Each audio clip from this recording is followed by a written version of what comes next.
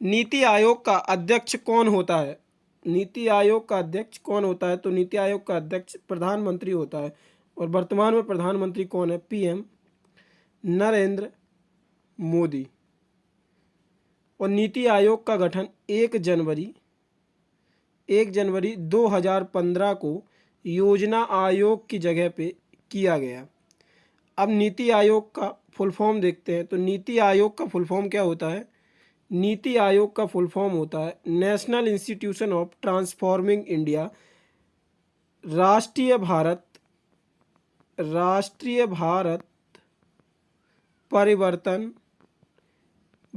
परिवर्तन अभियान। ये नीति आयोग का फुल फॉर्म होता है। और वर्तमान में नीति आयोग के सीईओ कौन है? तो वर्तमान में नीति आयोग के सीईओ हैं BR सुब्रमण्यम। और इसके उपाध्यक्ष कौन है? तो इसके उपाध्यक्ष हैं सुमन बेरी। ये थी नीति आयोग से जानकारी। ये प्रश्न आप लोगों के लिए बहुत ही ज़्यादा इम्पोर्टेंट होने वाले हैं, तो पूरा वीडियो बहुत ध्यान से देखिएगा। लास्ट में हम लोगों ने आपसे एक क्वेश्चन पूछा है, तो उसका आंसर कमेंट बॉक्स में जरूर दीजिएगा। प्रश्न देखते हैं, साइमन कमीशन भारत कब आया? 1926 में, 1927 में, 1928 में, 1932 में। तो साइमन कमीशन भारत 1928 में आया। 1927 में साइमन कमीशन बनाया गया था, जो कि सर जॉन साइमन के नेतृत्व में बनाया गया था।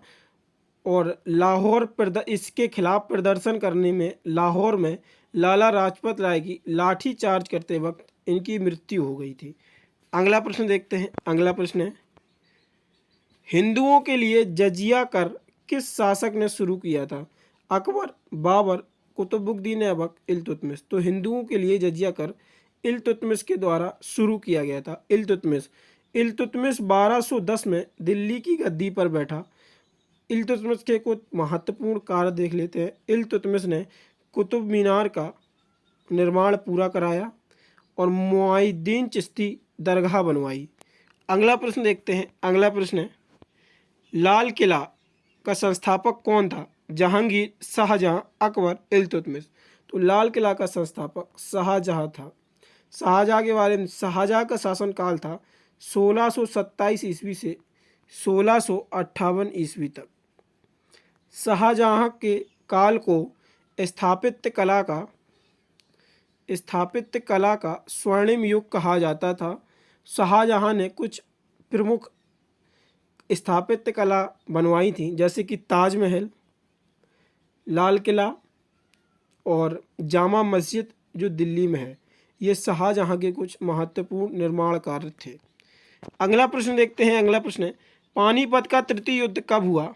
1526 में, 1556 में, 1761 में, 1770 में। तो पानीपत का तृतीय युद्ध 1761 में हुआ था। अगला प्रश्न देखते हैं। अगला प्रश्न है, इंडिका के लेखक कौन है? कलहर, मेगास्थनीज, फयान, अरस्तु। तो जो इंडिका के लेखक हैं वो हैं मेगास्थनीज। अगला प्रश्न देखते हैं। अगला प्रश्न है, भारत ओलंपिक में पहली बार स्वर्ण पदक कब जीता? 1960 में, 1918 में, 1928 में, 1930 में। तो भारत ओलंपिक में पहली बार पदक 1928 में जीता था। अगला प्रश्न देखते हैं। अगला प्रश्न है, कौन सी नदी सुंदरबन डेल्टा बनाती है? ब्रह्मपुत्र यमुना, ब्रह्मपुत्र कावेरी, ब्रह्मपुत्र गंगा, गोदावरी कृष्णा। तो सुंदरबन डेल्टा ब्रह्मपुत्र और गंगा नदी बनाती हैं। सुंदरबन डेल्टा विश्व का सबसे बड़ा डेल्टा है। अगला प्रश्न देखते हैं। अगला प्रश्न है, रॉकी पर्वतमाला कहाँ अवस्थित है? उत्तर अमेरिका में, दक्षिणी अमेरिका में, अफ्रीका में, एशिया में। तो रॉकी पर्वतमाला उत्तरी अमेरिका में अवस्थित है। अगला प्रश्न देखते हैं। अगला प्रश्न है, प्रथम सिख भारतीय राष्ट्रपति कौन थे? अमरिंदर सिंह, ज्ञानी जेल सिंह, मनमोहन सिंह, अजय बग्गा। तो प्रथम सिख भारतीय राष्ट्रपति ज्ञानी जेल सिंह थे। अगला प्रश्न देखते हैं। अगला प्रश्न है, किस अनुच्छेद में उच्चतम न्यायालय का उल्लेख किया गया है? अनुच्छेद 148, अनुच्छेद 123, अनुच्छेद 124, अनुच्छेद 152। तो उच्चतम न्यायालय का उल्लेख अनुच्छेद 124 में किया गया है। अगला प्रश्न देखते हैं। अगला प्रश्न है, गांधी जी के राजनीतिक गुरु कौन थे? चित्तरंजन दास, बाल गंगाधर तिलक, सरदार वल्लभ भाई पटेल, गोपाल कृष्ण गोखले। तो गांधी जी के राजनीतिक गुरु गोपाल कृष्ण गोखले थे। अच्छा, गांधी जी की एक बहुत ही फेमस पुस्तक है जिसका क्या है, माई एक्सपेरिमेंट विथ ट्रुथ। ये गांधी जी की एक बहुत फेमस पुस्तक है जो गांधी जी के द्वारा लिखी गई है।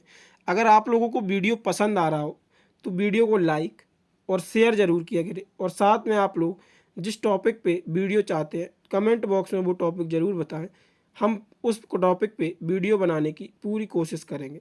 अगला प्रश्न देखते हैं। अगला प्रश्न है, सोमनाथ मंदिर कहाँ पर स्थित है? उत्तर प्रदेश, दिल्ली, गुजरात, महाराष्ट्र। तो सोमनाथ मंदिर गुजरात में स्थित है।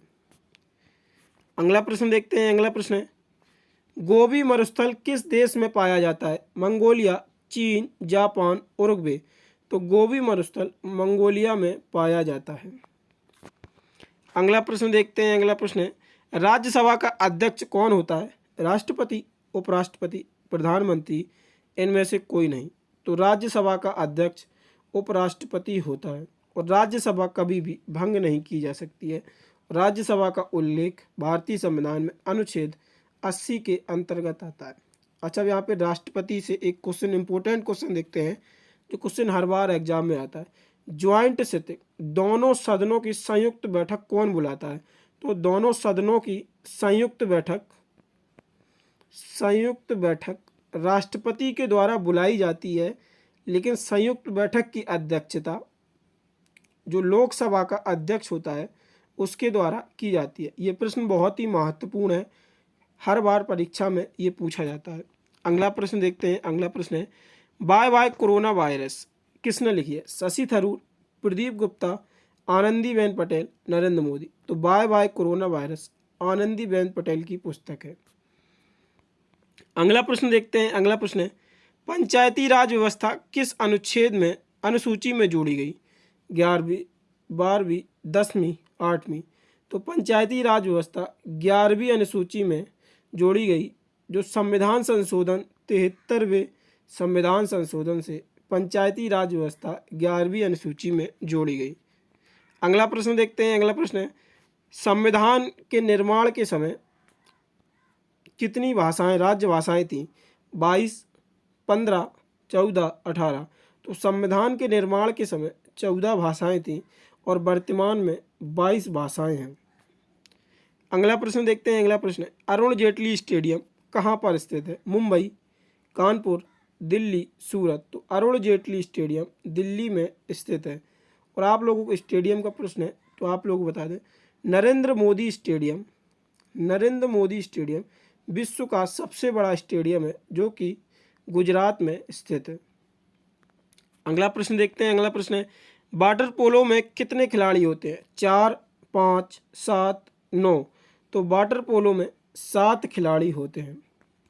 अगला प्रश्न देखते हैं। अगला प्रश्न, रूस की राजधानी क्या है? तो रूस की राजधानी मॉस्को, पेरिस, टोक्यो, लंदन। रूस की राजधानी मॉस्को है। अगला प्रश्न देखते हैं। अगला प्रश्न है, सुंदरबन भारत के बाघ अभ्यारण्य की स्थापना किस वर्ष हुई?